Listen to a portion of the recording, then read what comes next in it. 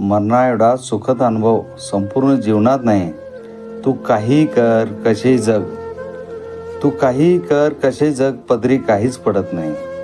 सुख शोधण्याच्या नादात वाढत गेले ते दुःख. सुख शोधण्याच्या नादात वाढत गेले ते दुःख. त्याचा तो कर्जाचा डोंगर, तोही गेला वाढत.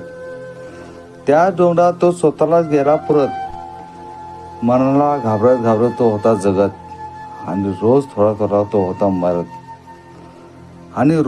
थोडा तो होता मरत. तो संपत चाललाय.